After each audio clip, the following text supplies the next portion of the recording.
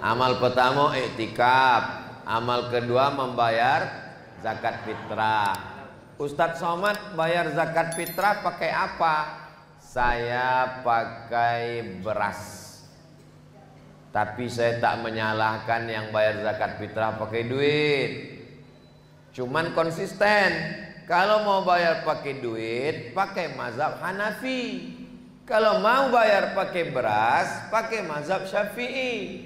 Jangan bayar pakai duit, tapi berasnya pakai berat mazhab Syafi'i. Allahu Akbar, Allahu Akbar.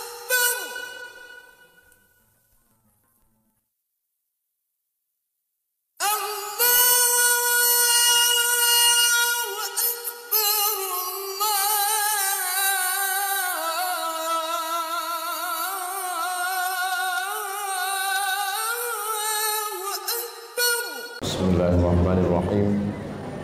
Assalamualaikum warahmatullahi wabarakatuh.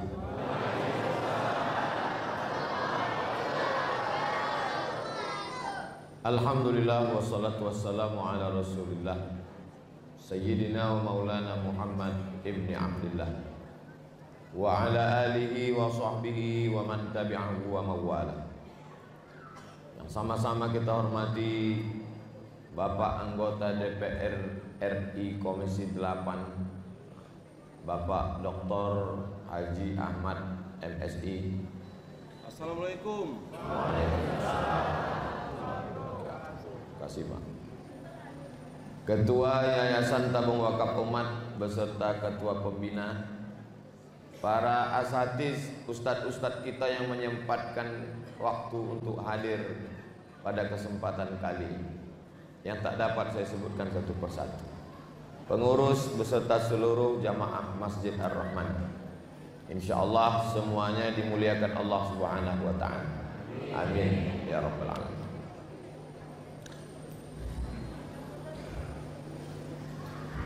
Hari ini sudah masuk Ramadan yang ke-26. Nanti malam Selasa, malam ke-27, ke-28, ke-29. Maka amal yang kita lakukan adalah yang pertama melaksanakan iktikaf. Kami tadi sebelum ke Masjid Ar-Rahman ini iktikaf di Masjid Al-Falah Jalan Sumatera. Diawali dengan tahsin dari jam 1 ke jam 2. Jam 2 ke jam 3 tadabbur surat Maryam. Setelah itu kemudian zikir, muhasabah dan doa bersama Ustadz Edi Azhar. Setelah itu makan sahur, menjelang imsak baru kami datang kemari. Ini iktikaf amalan Rasulullah SAW. Iktikaf artinya menetap di masjid. Karena di akhir Ramadan orang pikirannya sudah keluar masjid.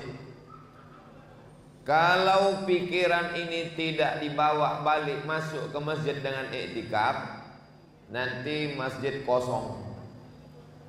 Pikiran manusia ini mesti diikat dengan ibadah. Kalau tidak dia liar berpikir macam-macam. Berpikir nanti sholat Idul Fitri mukenanya warna apa, bunga apa. Berpikir tempat kue petak bulat atau lonjong. Berpikir sendal kulit plastik. Maka pikiran-pikiran itu dipotong dengan iktikaf.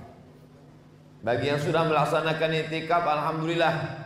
Bagi yang belum melaksanakan iktikaf, jangan sampai yang 3 malam ini anggap ini Ramadan terakhir, bahwa tahun depan masih ada Ramadan. Pasti Ramadan ada, tapi apakah kita sampai ke Ramadan itu tak ada jaminan. Oleh sebab itu, malam 27, malam 28, malam 29, carilah mana masjid yang disukai di Pekanbaru. Mungkin tertarik dengan kajian Ustadz Mawardi Muhammad Saleh, datang. Ustadz Saidul Amin, datang. Atau masjidnya Masjid An-Nur, Masjid Ar-Rahman, Masjid Al-Falah, masjid apapun namanya, yang penting masjid. Saya tak bisa jauh-jauh dari rumah Pak Ustadz. Yang ada musola, musola bisa. Yang penting ada sholat subuh, zuhur, asar, maghrib, isya. Walaupun tak ada sholat Jumat, itu disebut masjid juga. Bagaimana kalau kami berkumpul sesama pegawai menyewa convention hotel, dibuat iktikaf? Tak bisa.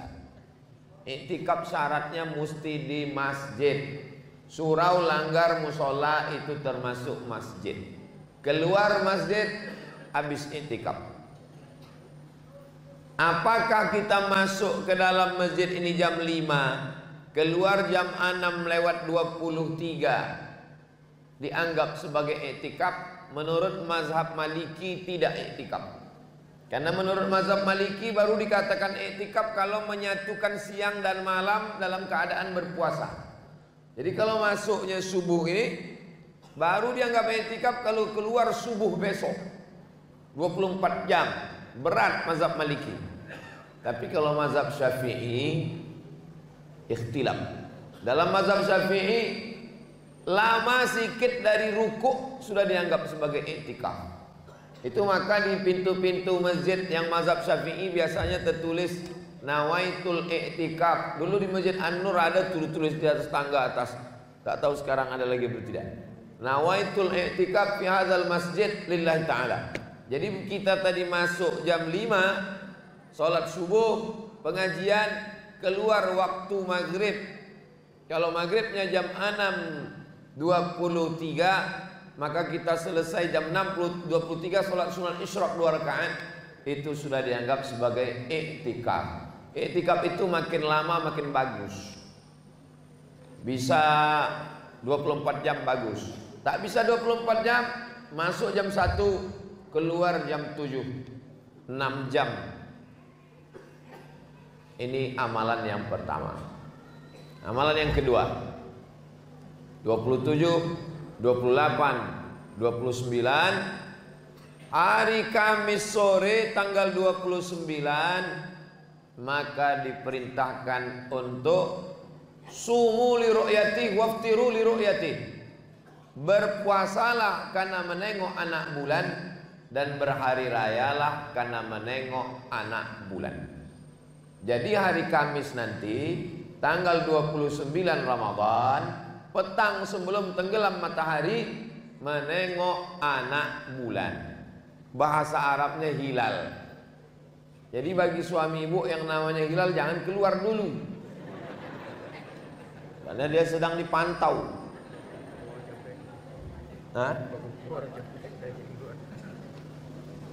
Jadi dipasanglah teropong dari mulai Sabang, Aceh sampai Papua. Termasuk di Riau ini teropongnya dipasang di Jalan Sudirman, di gedung yang paling tinggi dipasang. Harga teropong ini 50 juta. Sejak dibeli sampai sekarang tak pernah nampak hilal. Asal dipasang nampak asap sama pucuk-pucuk sawit. Maka Bapak Ibu bisa perhatikan, cari video internet pengumuman hilal se-Indonesia. Belum pernah diumumkan menteri berdasarkan penampakan anak bulan di Pekanbaru. Pernah? Tak pernah. Selalunya wilayah timur Indonesia, tepi laut yang tak berawan, bersih. Jakarta pernah, daerah Cilincing. Nah itu. Nah, jadi kalau di Saudi Arabia di gurun pasir, kalau di Maroko di gurun Sahara, yang dipakai metode namanya ru'yah, menengok anak bulan berdasarkan hadis sumu li ru'yati waftiru li ru'yati. Berhari rayalah kamu kalau nampak anak bulan petang hari Kamis tanggal 29. Kalau petang Kamis 29 itu tak nampak anak bulan, fa in ghubbiya alaikum, kalau tertutup awan, fa atimmu salasin, sempurnakanlah puasa 30 hari. Berarti hari Jumat kita puasa 30 Ramadan. Hari rayanya berarti hari Sabtu. Jadi menunggu sidang isbat. Ini kalau yang dipakai metode namanya ru'yah. Tapi ada metode satu lagi namanya metode hisab. Hisab artinya hitung. Dihitung ketinggian di atas ufuk.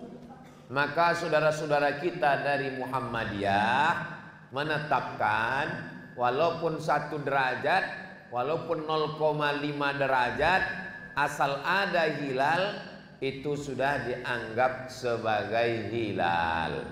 Sedangkan Mabims singkatan dari Menteri Agama Brunei, Indonesia, Malaysia, Singapura sepakat bahwa baru dianggap anak bulan kalau 3 derajat.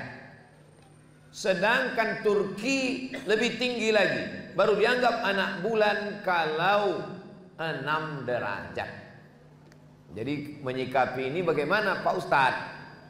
Kita tinggal di negara yang penuh dengan kebinekaan, suku agama, termasuk organisasi sosial yang berijtihad masing-masing. Jadi kalau kebetulan ada di antara masyarakat ikut Muhammadiyah, kita hormati hari rayanya hari Jumat. Kalau kebetulan ibu bapak ikut metode ru'yah, mana tahu berbeda nanti, berarti dia hari raya Sabtu. Tapi saya mau makan kue pula Jumat tuh Pak Ustadz. Nah ini bingung ini orangnya. Kalau ikut Muhammadiyah hari raya Jumat.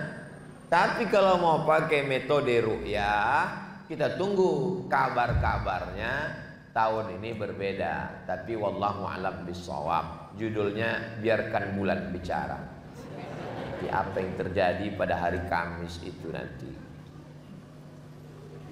Ini selesai menengok anak bulan. Pertama iktikaf, yang kedua menengok anak bulan, yang ketiga setelah nampak anak bulan hari Kamis. Kenapa bunyi-bunyi apa nih?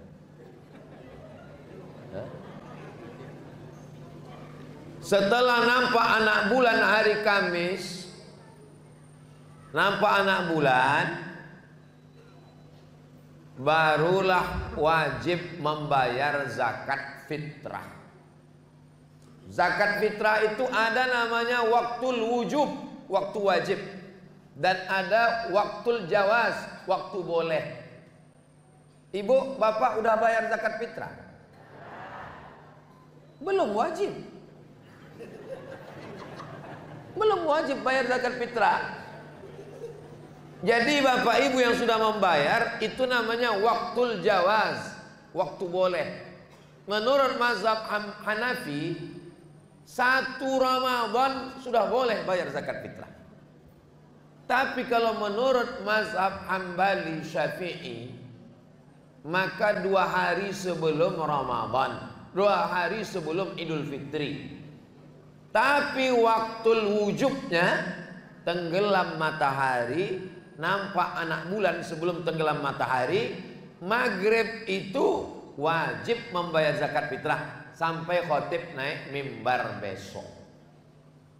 Jadi misalnya bapak ibu, misal nampak nanti anak bulan hari Kamis, misal, amin. Nampaknya tak terlalu semangat mau ya. Misalnya hari Kamis itu nampak anak bulan, semangat betul mau ya.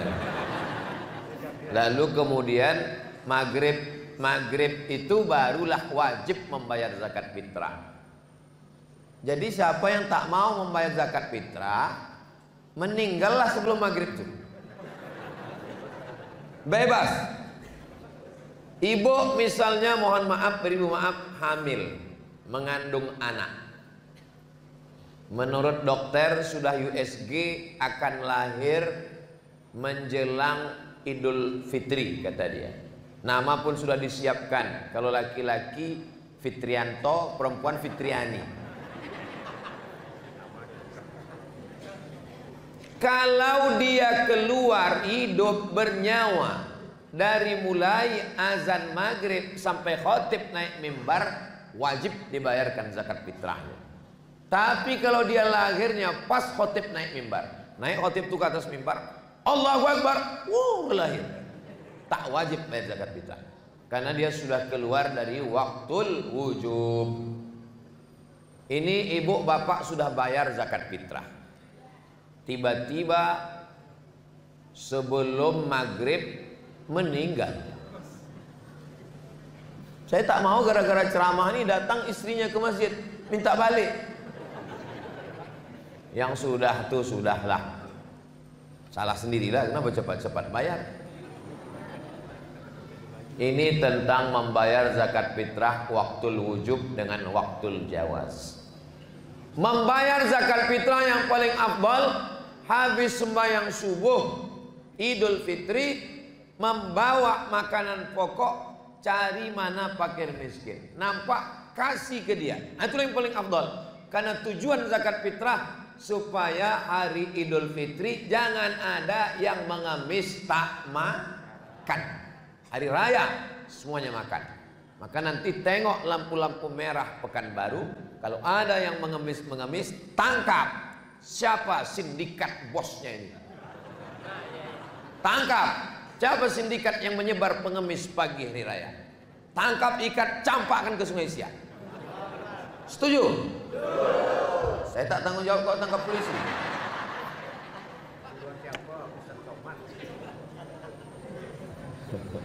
Nah ini, jadi jangan disebar pengemis.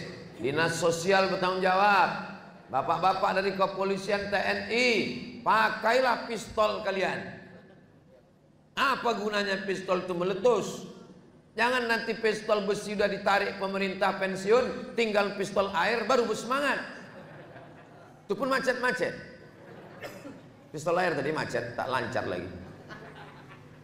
Golak apa menong habis.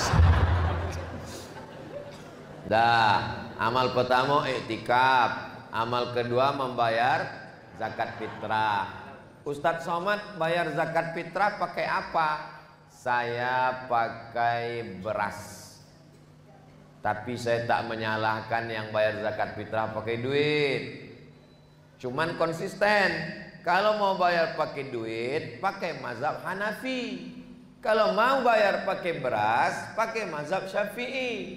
Jangan bayar pakai duit, tapi berat berasnya pakai berat mazhab Syafi'i. Ini namanya mazhab sungsang. Mazhab lomak di inyo aja. Karena berat satu sok Hanafi dengan Syafi'i tidak sama, jauh. Ikhtilaf. Bahkan ada yang paling tinggi menurut Hanafi satu sok itu 3,8, hampir 4 kilo. Jadi kalau mau diduitkan, duitkanlah 3,8, jangan 2,5 diduitkan. Ini di Riau masalah sekarang. Karena Riau menetapkan 2,5. Sedangkan Kementerian Agama Pusat 2,7. Tapi saya tak pusing 2,27 karena saya dari 2008 balik ke Pekanbaru membayar zakat fitrah 3 kilo sampai tahun ini tetap 3 kilo. Jadi waktu kemarin ada yang mengirim ke saya, gimana nih Pak Ustadz? Ini katanya 25, ini kan 27. Aku dari dulu 3 kilo. Ambil pusing. Bayar zakat fitrah jangan pas-pas, lebihkan.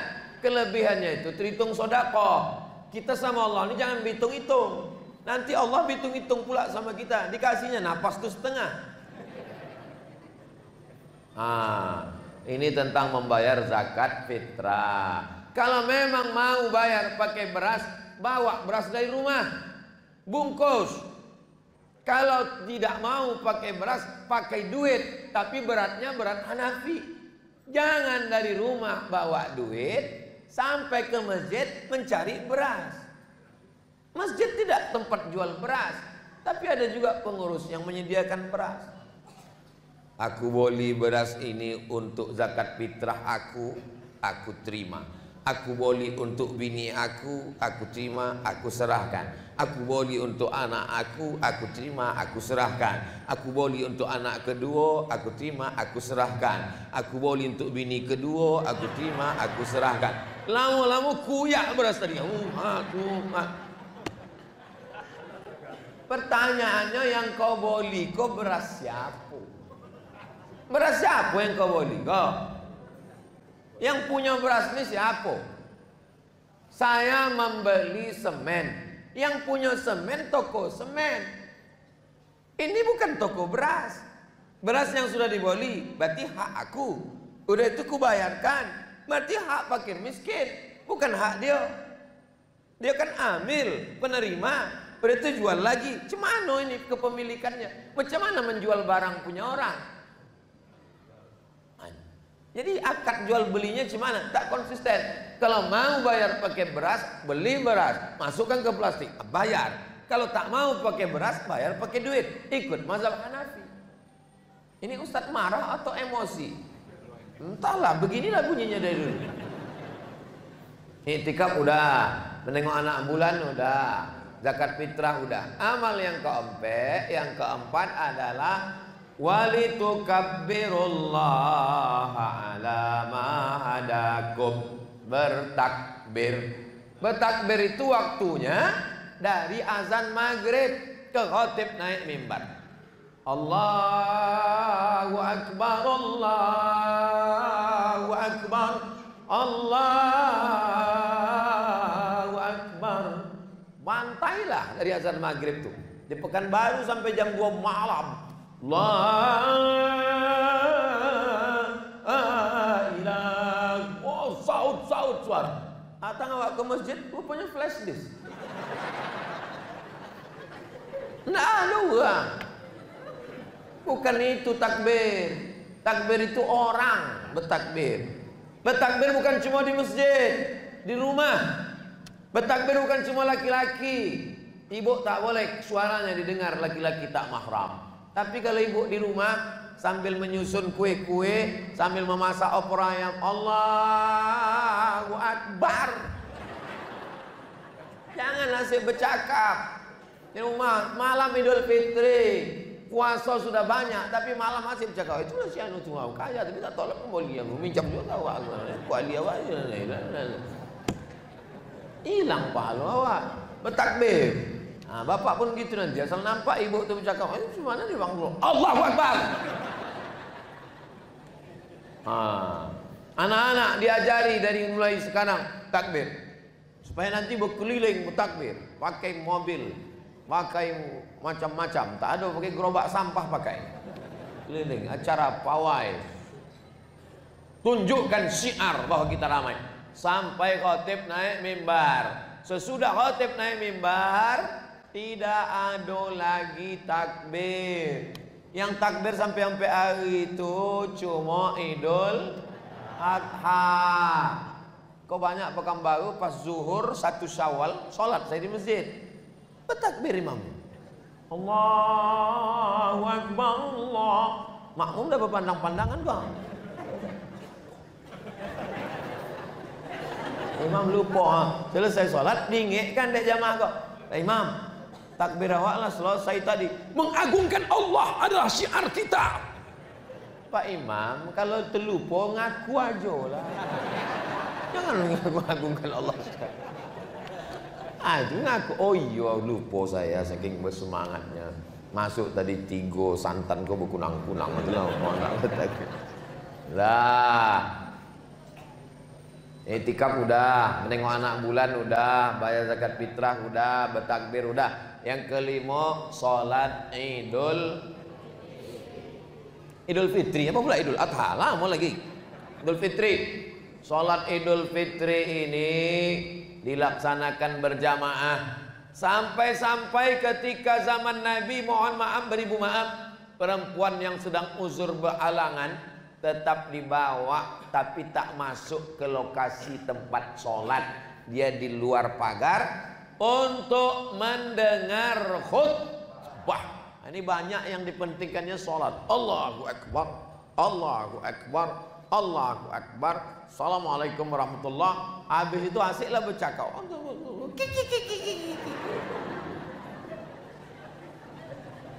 Intinya bukan pada 2 rakaatnya itu. Intinya adalah mendengar khutbah. Ada orang yang tak pernah datang ke pengajian, tak pernah datang majelis taklim, tapi pas Idul Fitri datang. Itulah digas. Maka khotib pun cari yang suaranya menggelegar.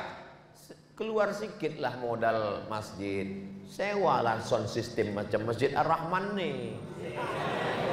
Gelegar dia. Jelas suara saya, Bu? Tengok. Begitu. Udahlah Idul Fitri, orang sembahyang setahun sekali, syiar dakwah. Di situ pula dalam mik itu bermasalah. Jamaah gimana gitu. Jangan lagi Idul Fitri masjid ikos tumpuk, masjid ikos tumpuk, masjid ikos tumpuk. Idul Fitri itu syiar di tanah lapang. Kalau mau di masjid paling besar. Jadi dulu dikumpulkan itu masjid, jadikan satu masjid 20.000 jamaah di Masjid Islamic Center Pasir Pangarayan Rokan Hulu. Bisa. Tergantung pemimpinnya mau apa tak mau. Ternyata pengurus masjid itu waktu ditanya, Bapak mau kita sholat di masjid sana? Enggak mau. Kami mesti di masjid kami. Rupanya takut duit sedekah tak dapat. Intinya UUD ujung-ujungnya duit. Begitu diajak musyawarah, Bapak ini semua masjid kita kumpul semua, tapi nanti duitnya kita bagi bersama. Mau. Belum selesai rapat lagi mau. Udah terbayang dia, jemaah masjid dia tak banyak. Jadi musyawarahkanlah. Karena kalau hanya sekedar setumpuk itu bukan sholat Idul Fitri. Ini kan syiarnya. Ada pesan-pesan penting yang mau disampaikan. Kumpullah, cari tanah lapang. Ya kalau hujan Pak Ustadz, pawang kan banyak. Kalau hujan pindah alternatif ke masjid, cari masjid besar, musyawarah. Tapi masjid kita ini besar. Ini Masjid Ar-Rahman ini besar. Oh, sampai ini. Tadi tak nampak karena tadi malam saya datang ke sini gelap. Ini sudah ini nampak. Rupanya tak juga terlalu besar.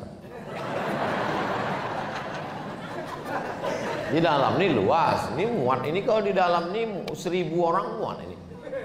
Tapi jangan duduk toga. Sembahyang jenazah lah. Dah, habis sholat baru awak pun bertamu-tamu. Makanya dianjurkan datang dari jalan sini, baliknya datang balik dari sini. Kenapa jalannya beda? Biar jumpa orang yang berbeda. Menyambung tali silaturahim. Minal aidin wal faizin. Bid'ah. Tak boleh minal aidin wal faizin. Terkejut anak itu. Saya bersuara lembut nih bukan tak bisa. Bisa saya ceramah tak berteriak-teriak. Jadi nanti kita pulang dari sholat itu. Jumpa lah. Mohon maaf ya Pak. Maaf lahir batin ya. Bukan tak bisa saya ceramah lemah lembut. Daripada anak bapak apa? Ketogoan. Kesapo dia gara-gara mendongak suara saya ini. Sebab saya pula mencari dukun pawang lagi. Nah, jadi minal aidin itu artinya semoga kita termasuk orang yang kembali kepada fitrah. Wal faizin, semoga kita termasuk kembali kepada orang yang menang melawan hawa nafsu. Doa itu baik apa tak baik? Baik. Minal aidin wal faizin, tapi benar. Ini kadang banyak juga minal faizin wal faizin. Apa kata dia? Minal aidin, semoga kita termasuk orang yang kembali kepada fitrah. Wal faizin, semoga kita termasuk orang yang menang melawan hawa nafsu. Baik, doa itu tak salah. Jadi nanti kalau ada bapak ibu mengatakan minal aidin wal faizin, bid'ah ini doa. Emang masalah buat lo? Taqabbalallah minna wa minkum salihal amal. Baik, semoga Allah menerima amal kami dan amal kamu, amal soleh kita, tarawih kita, witir kita, tahajud kita, tadarus kita. Baik, tak salah. Mohon maaf lahir dan batin. Baik. Karena minta maaf kepada Allah kan udah tiap malam. Allahumma innaka afuwun tuhibbul afwa fa'fu anna. Allahumma innaka afuwun tuhibbul afwa fa'fu anna. Allahumma innaka afuwun tuhibbul afwa fa'fu anna. Kepada manusia kan belum. Bisa rupanya minta maaf kepada manusia dengan sholat tarawih? Mana bisa? Bisa rupanya minta maaf kepada manusia sujud terakhir waktu witir. Ya Allah, maafkan aku kepada tetanggaku, gelasnya belum balik. Mana bisa? Minta maaf kepada manusia. Datang. Kalau malas datang ke rumah satu-satu, undang aja mereka, halal bihalal. Undang tetangga semua RT RW, undang halal bihalal, kasih makan, kasih minum, kasih kue. Habis itu kata sambutan Sohibul Bait. Kita selama bertetangga ini banyak silap salah. Maukah Bapak Ibu memaafkan saya? Deknya lah konyang, mau. Malah selesai. Tidak sampai maaf. Itu caranya. Maka ini kita lakukan baik. Jadi kalau nanti ada orang mengatakan tidak ada bermaaf-maafan, kapan kita lagi minta maaf? Sedang di bulan Syawal yang suci, yang fitrah aja dia tak mau minta maaf. Angku, sombong. Tapi saya minta maaf tidak menunggu Syawal, tidak menunggu Idul Fitri. Saya minta maaf biasanya pas mau selesai tausiah. Maukah Bapak Ibu memaafkan segala silap salah saya? Dah, habis tausiah. Pas 6.20 waktu berbuka. Jadi masih ada kesempatan hari Selasa, Rabu, Kamis. Kalau Jumat masih 4 hari lagi subuh. Ini di Masjid Ar-Rahman ini setiap subuh ada pengajian. Alhamdulillah. Buat pengajian sampai waktu maghrib. Bukan maghrib, maksudnya waktu maghrib. Kalau maghrib jam 6.20, selesailah jam 6.20. Habis itu sembahyang sunat Isyraq. Kita menjawab pertanyaan. Habis saya jawab pertanyaan ini, kita pun sholat sunat Isyraq. Usolli sunnatal Isyraq raka'ataini lillahi ta'ala. Pas Bapak Ibu sedang sholat, aku pun balik.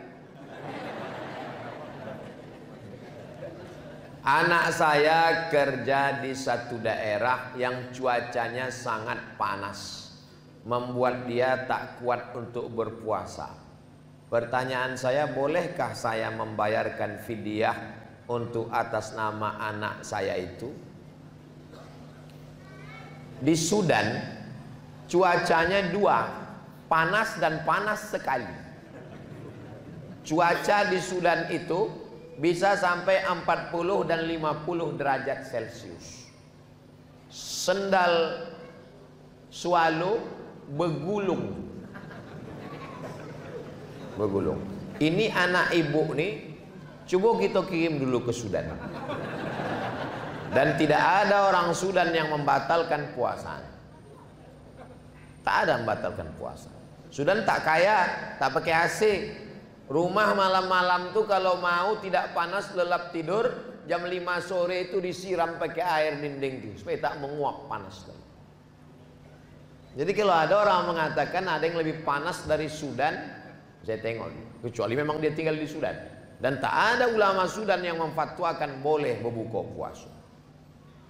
Andai pekerja berat, tambang batu bara, masuk ke dalam lubang tanah, atau mengerja lascor, maka tak boleh dia langsung tak puasa. Tetap dia makan sahur, tetap dia bekerja sampai jam 1, jam 2 berkunang-kunang mau mati, baru boleh membatalkan puasa.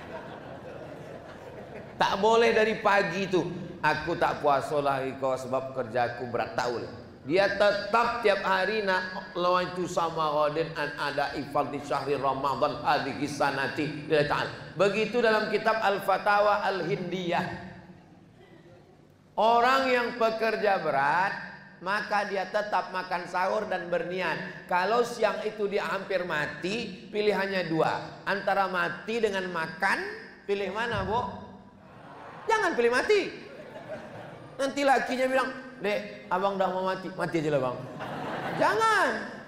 Nah, jadi kalau hanya sekedar panas, tak bisa. Andai dia sudah terlalu panas, dibilangnya, Mak, aku dah mau mati, aku dah mau mati. Batalkannya puasanya, tidak dibayarkan fidyah. Dia tetap mengqadha di hari yang lain. Yang bayar fidyah itu orang tua renta yang tak sanggup puasa di Ramadan, Syawal, Zulqa'dah, Zulhijjah sampai mati tak sanggup puasa. Atau orang yang kena penyakit mah akut, diabetes akut, mah akut, yang tak bisa puasa Ramadan, Syawal, Zulqa'dah, Zulhijjah sampai mati tak bisa puasa. Baru dibayarkan fidyah. Ini sikit-sikit fidyah. Udah mampu yuk fidyah. Apa ini? Bagaimana cara membersihkan harta yang dapat dari hasil riba, Pak Ustaz?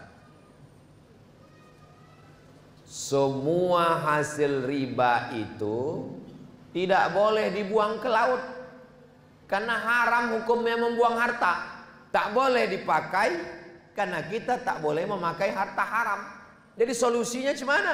Dipakai tak boleh, dibuang tak boleh. Kata Syekh Yusuf Al-Qardawi dalam kitab Fatwa Mu'asirah, fatwa kontemporer, dipakai untuk masalih ammah, kepentingan umum. Contohnya Pak Ustadz, membangun pesantren Nurul Azhar di Palas, kepentingan umum, maka serahkanlah ke Ustadz Alnob. Jadi Bapak Ibu yang ada duit-duit haram di rumah, kami tunggu. Nah, saya ini sebetulnya berat betul, saya tertidur tadi, tapi karena menunggu duit haram tadi, biarlah. Jam berapa pun kami tunggu. Siap sana? Siap kata sana. Nah, Bapak Ibu kalau ada bank buka hari kok. Pergi ke bank minta, sabi ke uang bank, ibu bank duit haram saya balik, ambil semua. Kita bangunkan ke Palas pesantren Nurul Azhar. Sebab dibuang ke laut haram, dipakai pun haram, dipakai untuk masalih ammah, kepentingan umum. Nanti ibu, bapak, udah puasa sekarang jangan, lewat jembatan Leton, jumpa simpang bingung, jangan bingung-bingung lagi, belok ke kiri, arah ke TPU, tempat pemakaman Ustadz Tengku Zulkarnain almarhum. Sebelum sampai ke TPU, sebelah kanan nampak pesantren besar, megah, mewah, cantik, tapi tidaklah sampai semewah Masjid Ar-Rahman. Tadi saya heran, kenapa Masjid Ar-Rahman ini jeruji besinya sampai 2 lapis? Barulah saya paham, tiangnya omeh. Wah, lampunya tengok, lampu Masjid Nabawi dipindahkan orang. Ini Masjid Ar-Rahman. Tadi kami waktu tadi dari Al-Falah tadi, tempat juga dalam hati saya, kemananya kita nih pindah subuh-subuh, udah bagus-bagus di Al-Falah, kenapa pula pindah lagi? Sampai ke sini masuk pula ke gang, masjid macam ini lah pula datang gitu. Pas masuk saya ke dalam, oh hebat masjid. Saya yakin sedang duit yang halal aja banyak, apalagi yang haram-haram.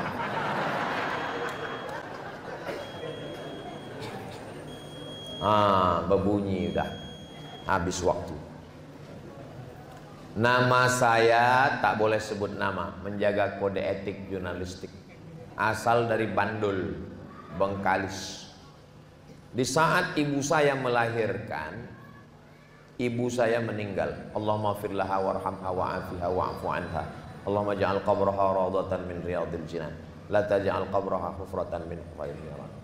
Tak sempat saya menyusu dengan ibu saya,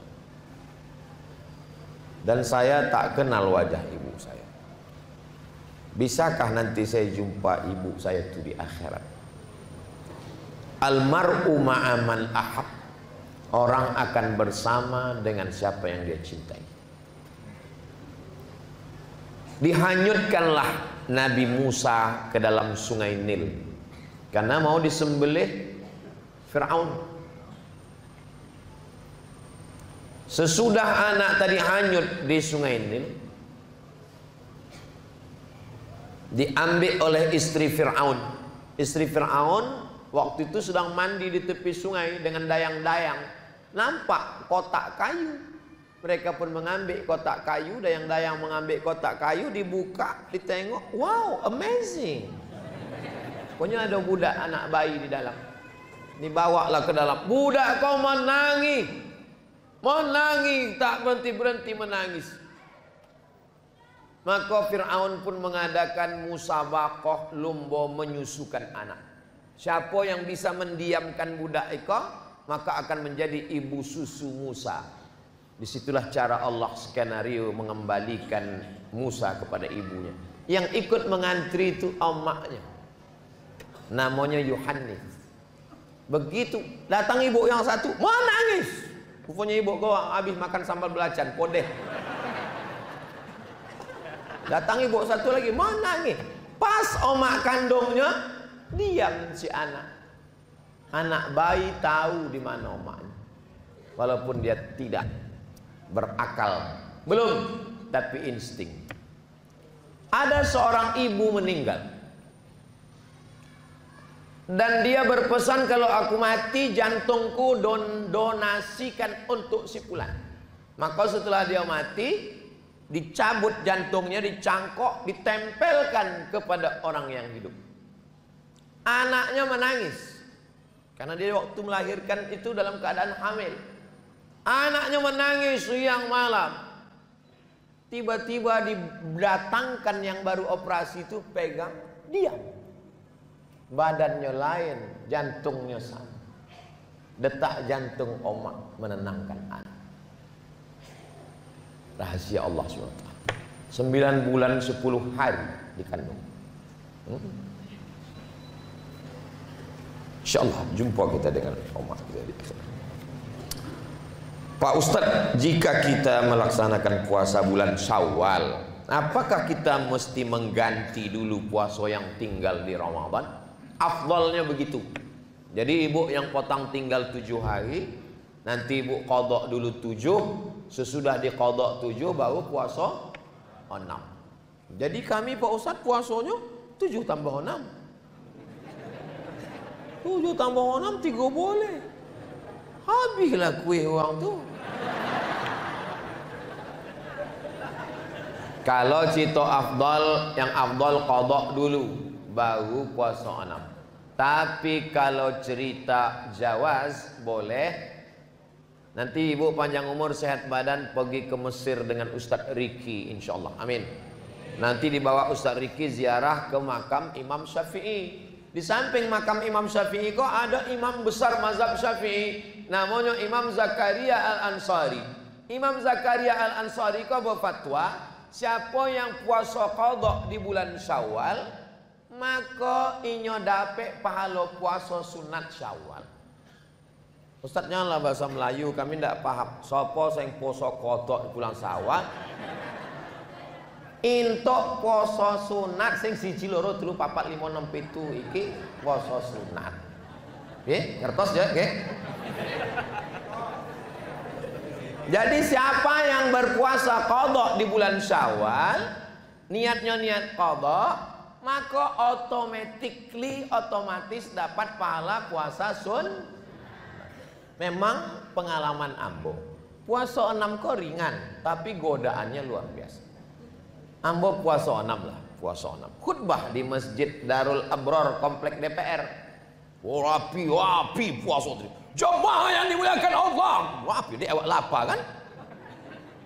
Selesai turun ke bawah, datang jemaah. Ustaz, ada apa Pak?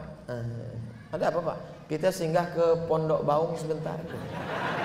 Dalam hati ambo, pas kita sedang tak puasa, tak ada tawaran. Pas sedang puasa. Waktu itu masih mengajar di UIN. Puasa hari berikutnya, hari Senin, hari Selasa, puasa. Datang ibu-ibu pegawai di Usrudin. Ustadz, nasi kotak udah siap. Yang puasa sunat nih, bedanya puasa wajib tak boleh dibatalkan. Kalau puasa sunat, faman syaa falyuftir. Siapa ingin membatalkan, boleh membatalkan. Jadi kalau awak sedang bertamu ke rumah orang, sedang puasa, Ustadz makan, boleh dibatalkan kalau awak puasa sunat. Jadi Ustaz kalau bertamu ke rumah kami, Ustaz batalkan. Aku tengok dulu lauknya apa. Kalau nasi kotak tergolek-golek ayam. Tapi kalau daun ubi tumbuh, pakai sambal belacan, ikan asin gembung, tak usah lah meniti helium. Nah inilah. Jadi jangan awak tersinggung nanti kalau datang tamu awak tidak mau makan. Silakan makan ya Pak, dia bilang. saya sedang puasa. Alah, baru ngaji 2 kali, itu pun online. Ya sudah mau puasa, itulah bilang, saya kalau ada tamu datang ke rumah, saya ajak makan tak mau. Bapak makan, puasa Pak Ustaz. Minum, alhamdulillah tak habis gula aku. Nah, jadi begitu juga kalau kita bertamu ke rumah orang, tuan rumah tak mau makan, bertamulah saya ke Kudus Jawa Tengah. Disiapkannya lah makanan di atas meja makan. Kami pun makan. Yang tuan rumah tak makan, bapak nggak makan. Poso Pak Ustaz. Loh, wis pirang-pirang dina iki poso nih. Udah lama Pak puasa? Ya 2 tahun. 20 tahun puasa. Bukan puasa Nabi Daud. Puasa Nabi Daud makan sehari, buka sehari, makan sehari. Puasa dahar. Puasa dahar itu puasa sepanjang tahun. Sudah 20 tahun tak batal puasa. Kaya raya, rumahnya besar, mobilnya besar, bininya besar, duitnya besar. Berkat dia berpuasa sunat tadi. Jadi puasa sunat ini sangat bagus. Makanya jangan sampai kita tinggal puasa sunat. Saya memang puasa sunat ini saya laksanakan supaya jangan hanya berceramah saja. Tapi kadang saya malu juga di beberapa tempat. Ceramahlah di Medan. Pas kami sedang makan, ada Kapolsek. Pak Kapolsek tak makan, sedang puasa sunat Pak Ustaz. Itu pukulan. Awak yang selama ikut ceramah lah, puasa sunat, pas makan. Tapi untung ada alasan. Ustaz tak puasa, saya musafir. Untung musafir. Maka saya kalau tidak musafir di rumah, cuma kadang pas di rumah banyak pula tamu. Awak segan menyuruh orang makan, awak tak makan. Coba saya jelaskan, bapak ibu tamu jangan tersinggung. Kalian makanlah. Aku memang puasa, karena aku kan berceramah. Aku suruh orang puasa, aku tidak. Nah, jadi kalian maklumlah. Ya kami maklum puasa. Jatah Ustaz ini kami habiskan. Habiskan. Itulah kaji kita subuh ini. Mudah-mudahan Allah meridhoi kita. Selalu datang ke masjid. Jangan nanti sesudah puasa masjid ini tinggal pemain inti, pemain cadangan hilang. Beberapa masjid menyewa tenda cuma 10 malam. Sampai penyewaan tenda heran. Ustadz, kenapa orang itu menyewa cuma 10 malam? Karena 10 malam itulah yang ramai. Kecuali Masjid Ar-Rahman. Sampai hari yang ke-26 tetap ramai. Allahu Akbar. Masjid Ar-Rahman ini luar biasa.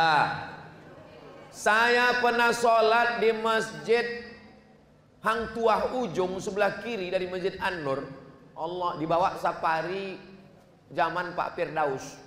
Allahu Akbar. Bangkit dari sujud, pasir di kening. Lantai itu semen kasar. Tapi di Masjid Ar-Rahman, cobalah tengok, batu marmer memanjek sampai ke atas. Saking kan kayu. Kadang ceramah, waktu tisu itu tak berhenti, berpeluh. Tapi di Ar-Rahman tengok tenang, ada AC, luar biasa. Sudahlah pakai AC, kipas pun hidup. Ini paling sedap tidur siang Ramadan. Beruntunglah Bapak Ibu yang ada di sekitar Masjid Ar-Rahman ini. Bertuah. Kalau tak juga sembahyang berjamaah, memang neraka jahanam lah tempatnya. Itulah. Mohon maaf banyak tutur kata menyinggung perasaan tak berkenan di hati. Mudah-mudahan kita semua diberikan Allah kebaikan dunia akhirat, keluarga sakinah mawaddah warahmah, anak cucu keturunan soleh dan solehah, istiqomah sampai malaikat maut mencabut nyawa kita, dan kita mati dalam la ilaha illallah Muhammadur Rasulullah SAW. Ala hazin niyah, untuk niat yang baik-baik. Al-Fatihah. A'udzubillahi minasyaitonirrajim. Bismillahirrahmanirrahim. Alhamdulillahirabbil alamin. Arrahmanir rahim. Maliki yaumiddin. Iyyaka na'budu wa iyyaka nasta'in. Ihdinas siratal mustaqim. Siratal ladzina an'amta 'alaihim ghairil maghdubi 'alaihim waladdallin. Amin. Rabbana hab lana minas sholihin. Jadikan anak kami anak-anak yang soleh dan solehah. Rabbana hab lana min azwajina wa dzurriyyatina qurrata a'yun waj'alna lil muttaqina imama. Jadikan keluarga kami, suami, istri, orang-orang yang sejuk dipandang mata, menenangkan hati ya Allah. Allahumma rzuqnal istiqamata ala syariatil gharra wa tariqatil bayda. Berikan kami istiqamah dalam iman dan Islam. Allahumma rzuqna rizqan halalan thayyiban mubarakan fi. Berikan kami rezeki yang halal supaya kami dapat berwakaf, berinfak dan bersedekah. Allahumma ja'alna minal khashi'in. Jadikan kami orang yang salatnya khusyuk. Wa ja'alna minal muhsinin. Jadikan kami orang yang mampu membalas perbuatan baik orang lain walaupun tak banyak. Allahumma khtim lana bi husnil khatimah. Tutup umur kami dengan husnul khatimah. Rabbana fir lana dzunubana, ampunkan dosa kami, wali abaina, ayah kami, wali ummahatina, mak kami, wali azwajina, pasangan hidup kami, wali zurriyatina, anak cucu keturunan kami, wali man hadarana, semua jamaah yang hadir ini ya Allah. Allahumma jama'na ma'al habibil mustafa. Satukan kami dalam surga bersama mak kami, bersama ayah kami, bersama anak-anak kami, bersama guru-guru kami. Sebagaimana kami bersatu bersama di Masjid Ar-Rahman ini, bersatu pula kami nanti di surga Jannatul Firdaus bersama Nabi Muhammad sallallahu alaihi wasallam. Rabbana atina fid dunya hasanah wa fil akhirati hasanah wa qina adzabannar. Wa sallallahu ala sayyidina Muhammad wa ala alihi wa sahbihi wasallam. Walhamdulillahi rabbil alamin.